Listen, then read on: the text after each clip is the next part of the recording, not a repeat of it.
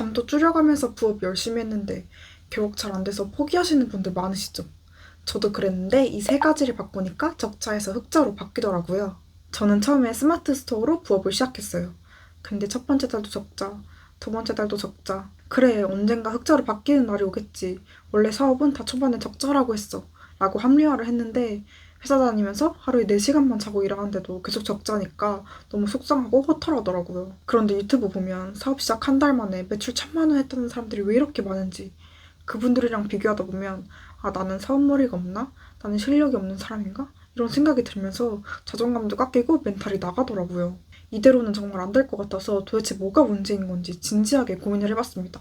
그랬더니 망할 수밖에 없는 이유 3가지가 나오더라고요. 첫 번째, 투자를 안 함. 제가 살면서 100만 원 이상의 큰 돈을 한 번에 써본 적이 없어서 사업을 할 때 돈을 써야 될 상황이 오면 조금 머뭇거리게 되더라고요. 그래서 과일 위탁에 대한 강의를 들어보고 싶어서 여기저기 알아봤는데 가격에만 홀려가지고 50만 원 정도 하는 제일 싼 강의를 선택해서 들었습니다. 근데 이 강의가 몇백 명이 듣는 온라인 양산형 강의이다 보니까 유튜브에 검색하면 나오는 그런 이론적인 내용들이 대부분이었고 광고를 잘하면 매출이 오른다. 이게 강의의 주요 전략이어서 저랑은 좀 안 맞더라고요. 저는 싼 강의 들어서 돈을 아끼겠다는 생각을 했는데 오히려 더 돈을 날린 셈이 돼버렸습니다. 그리고 저는 유튜브 프리미엄도 안 쓰고 OTT 구독도 안 하는 사람이거든요. 그러다 보니까 유료 어플에 돈을 쓴다는 거에 조금 회의적이었어요. 듀얼 넘버 만들 때, 비상조 사무실 구할 때, 사진 편집할 때 돈을 쓴다는 게 좀 아깝더라고요. 그래서 처음에 개인 번호로 CS를 하고 개인 집 주소로 주소를 넣고 무료 어플로 사진 편집을 했는데 너무 비효율적이더라고요. 그래서 결과적으로는 이것도 몇만 원 아끼겠다고 하다가 사업이 점점 망해갔습니다. 두 번째, 공부를 제대로 안 함. 제가 대기업에서 1년 반 정도 신선식품 MD로 근무를 했다고 했잖아요. 그러다 보니까 어느 정도 이쪽 업계에 대해 좀 안다라고 생각을 했던 것 같아요. 사실 대기업의 자본, 시스템, 인맥으로 사업을 굴리는 거랑 개인이 아무것도 없는 상태에서 사업을 시작하는 건 많이 다른데도 불구하고 아, 나 한번 해봤으니까 잘해야겠지 이런 막연한 생각을 좀 했던 것 같아요. 회사에서는 원래 거래하던 농업법인들이 많았으니까 제가 직접 소싱하지 않아도 거래처에서 먼저 연락이 오는 경우가 많았고 썸네일이랑 상세 페이지도 거래처에서 다 알아서 만들어서 등록을 해줬어요. 그래서 저는 혼자 사업을 시작할 때도 소싱이랑 마케팅이 그렇게까지 중요하다고 생각을 안 하고 그냥 오픈 카톡방에서 과일 위탁, 과일 공급 이렇게 검색해서 나오는 B2B 도매처를 소싱해서 판매를 시작했습니다. 그러다 보니 공급처에서 주는 가격으로만 판매를 하다 보니까 남들과 똑같은 가격 혹은 더 비싼 가격으로 판매를 할 수밖에 없었고 남들이 판매할 때 판매하고 품절 처리할 때 품절 처리하다 보니까 경쟁자가 많은 시기에만 판매를 할 수 있었던 거죠.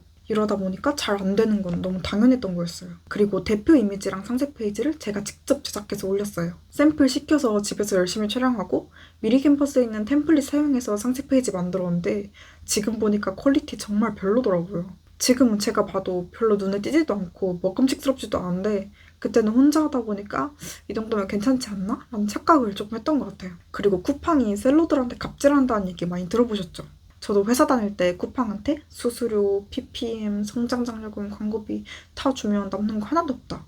이런 얘기를 많이 들었고 일반 셀러들한테도 쿠팡이 묻지마 반품, 수수료, 광고비 다 빼면 남는 거 하나도 없다. 적자다. 이런 말을 많이 들었어서 쿠팡은 입점할 시도조차 안 했어요. 플랫폼에 대해 공부도 제대로 안 하고 남의 말만 듣고 시도조차도 안 한 거죠. 이렇게 저는 소싱처, 이미지 제작, 플랫폼에 대한 제대로 된 이해 없이 그냥 회사에서 하던 대로만, 강의에서 알려준 대로만, 남들이 말하는 대로만 하다 보니까 잘못된 방향으로 사업을 하고 있었습니다. 마지막 3번째, 노력만 하면 성공하는 줄 암. 여러분 학교 다니면서 밤새면서 공부 10시간씩 하는데 성적은 안 오르는 친구들 있죠. 저도 사업할 때 똑같았어요. 회사 다니면서 밤새면서 열심히 일했는데 결과는 적자더라고요. 물론 노력은 기본이지만 노력만 하면 성공하는 건 아니더라고요. 사업할 때 시간도 자원이라는 걸 느꼈던 게 제대로 된 양식 없이 발주 넣고 주문 수집하고 CS 처리하다 보니까 정작 중요한 소싱과 마케팅에는 시간을 많이 쏟지 못했어요. 단순 반복 작업들은 빠르게 시스템화를 하고 중요한 일에 시간을 더 투자했어야 되는데 당장 눈앞에 있는 일만 급급하게 처리를 하다 보니까 전체적인 숲을 놓쳤던 거죠. CS 대응도 친절하게 열심히 하고 배송 처리도 꼼꼼하게 열심히 하고 상세 페이지도 열심히 만들었는데 정작 중요한 매출은 안 오르더라고요. 그런 쓸데없는 일에만 시간 낭비했으니 그렇겠지 라는 생각이 드시죠? 이제 이런 문제점을 어떻게 해결했는지 말씀드릴 테니까 여러분은 저처럼 시간 낭비하는 일 없으셨으면 좋겠습니다. 첫 번째, 나한테 투자함. 사업을 하면 할수록 점점 더 발전하는 게 아니라 점점 더 잘못된 방향으로 가고 있는 게 느껴져서 난 배우는 데에는 아끼면 안 돼야겠다 라는 생각이 들더라고요. 그래서 유튜브, 블로그, 인스타 등등 열심히 검색해서 이 분야에서 가장 전문가라고 할 수 있는 분을 찾아서 제가 처음 들었던 강의에 10배의 비용을 주고 강의를 들었습니다. 그랬더니 하이 리스크, 하이 리턴이라는 말처럼 저에게 더 큰 순수익으로 돌아오더라고요. 500만 원 투자해서 매월 순수익 500 이상 벌 수 있으면 괜찮은 투자 아닌가요? 강의를 들으면서 그동안 내가 잘못된 방향으로 사업을 하고 있었구나. 진짜 노하우란 이런 거구나.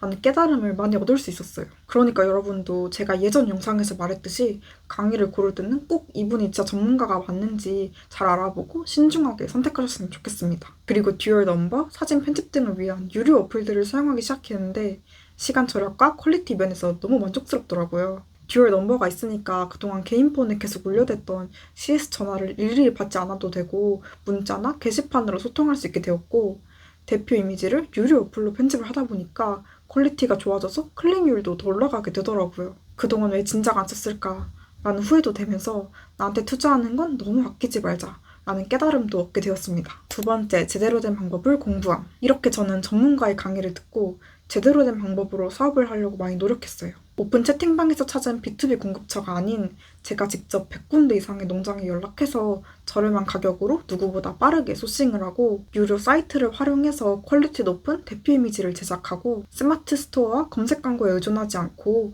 쿠팡에 입점해서 광고비를 쓰지 않고 판매를 시작했습니다. 이렇게 과거와는 다른 제대로 된 방법을 시도하면서 사업을 운영했더니 점점 매출이 올라가게 되더라고요. 제가 회사에서 했던 경험과 남들한테 들었던 내용에만 갇혀 있는 게 아니라 새로운 방법들을 많이 습득하고 다양한 시도를 많이 해보려고 하다 보니까 저도 점점 더 발전할 수 있었습니다. 그리고 마지막 세 번째, 효율화함. 그동안 저는 CS가 올 때마다 실시간으로 다 빠르게 답변을 해드리고 발주할 때도 발주가 잘 되었는지 일일이 꼼꼼하게 하나하나 확인을 하다 보니까 단순 업무인데도 시간을 너무 많이 잡아먹었어요.